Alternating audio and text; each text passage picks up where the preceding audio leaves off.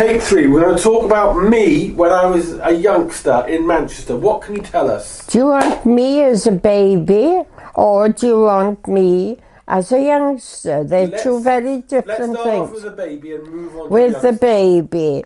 Well, you were number 3 in the family. You were a tremendous handful, and I worked ever so hard, and Mark was very, very kind and very proud of you all, and I thought I'd had my family with 3. Anyway, the others came along later. But my big memory of you is sitting in the pram outside Cheadle, and I opened the front door and you started shaking the pram as soon as you saw me. You couldn't talk, but you were so thrilled to have someone to come to seat you. Neglected. And, well, you weren't neglected, but you gave me a most wonderful welcome. And did you used to say diddle diddle dumpling? What was your expression? Dilly dilly dumpling, my son John. That's a nice one, isn't it? Yes. Was I a nice, easy child in comparison? You were the easiest of the lot. Yes. You were very, very easy. Your hair was almost white, and you were very fair and very even-tempered. It's a wonder to me that you survived Trevor's mishandling, because when you were beginning to crawl, Trevor was very young, about 14 months old, and he'd look behind the door to see if I was watching, and you were learning to crawl, and after tugging and sighing and falling, eventually you got upright. And as soon as you were upright, Trevor had a quick look and pushed you down. Is it true that he killed Kanga? Kanga? Kanga was your teddy bear. Yes. It was brown with big floppy ears, and you loved it. And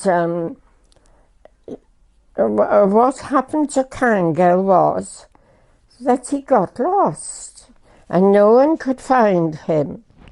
But eventually, the weather got better, because you were born in the spring, and I went to look behind the dustbins, and there was Kanga, and he was soaking wet, and he was sorry How did he get there?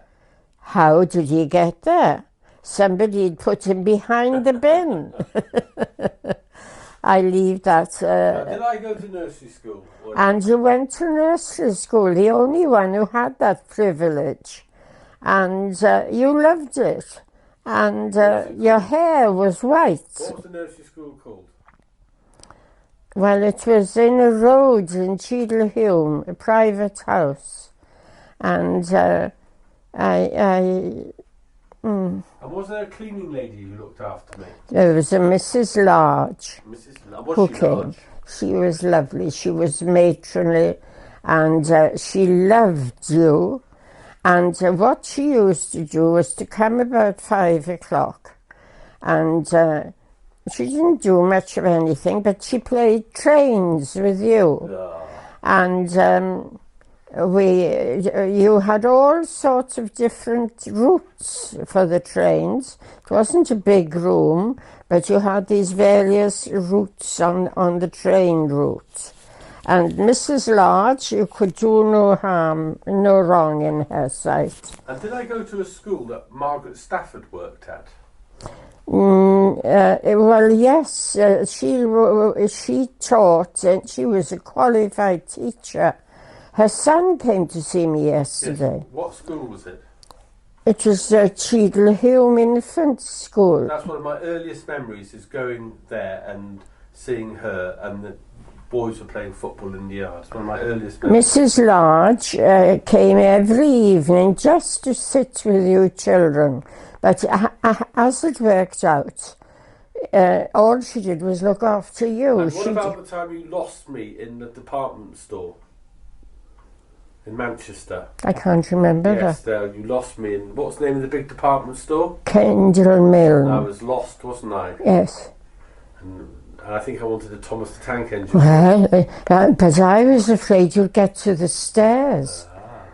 You see, to the elevator. So God. when did we move from Cheadle-Hulme to Altrincham? When did I? Move from Cheadle-Hulme to Altrincham. Oh, I can tell you, it was it was in March. 1966. March the 1st, that very high, but very, very cold winter. And how long did we live in a caravan for? Oh, about 3 weeks. Was it grim? Well, no, it wasn't grim because Auntie Celia was then the senior mistress. And she had me there for food and bathing and cleaning. Wasn't it cold in the caravan? I can't remember it being cold. So why We had 2 caravans. 2 caravans in Yeah. the winter of 60. And why did we move from Cheadle-Hulme to Altrincham? Mark never liked Cheadle-Hulme Because it wasn't smart enough, it wasn't detached. He came of a middle class set in his ways, and he wanted to give me somewhere better to live. So we moved to Hale, a suburb of Manchester, and there was a gap in the hedge. We had a big garden there, and there was a gap in the hedge between us and next door. And it was a big garden, and it had a huge chestnut tree in it. And the children next door found their way through to my garden. And we were great friends with them. I can remember the Car was the name. And Stevie was the little boy. I can't remember the little girl. But David Carr was the only son of very wealthy cotton now, the merchants. other thing I remember about Altrincham, wasn't there a bakery on the hill down to on the road? On A bakery? Was there a bakery nearby?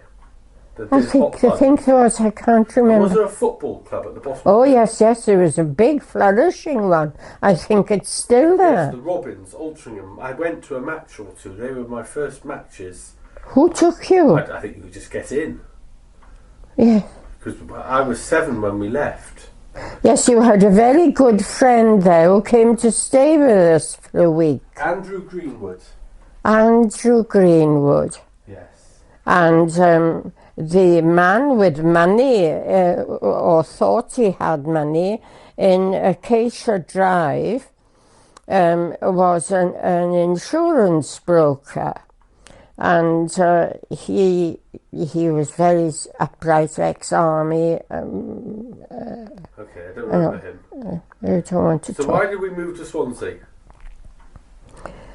Well, we were in Altrincham, and Mark applied for a chair in Birmingham and one in Swansea.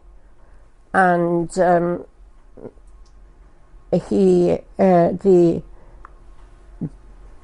Birmingham one, there were 2 going at the same time. He was interviewed in London for them, and I wanted to get back to Wales, and So that's why we went. that's why you went. Would really. you say the time in Manchester was happy?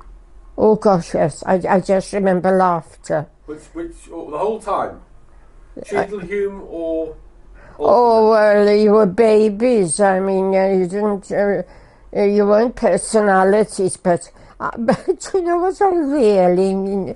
I used to. We had 3 chairs in the living room, and what I remember, there was a high chair for you, so you sat in state on your own on this high chair.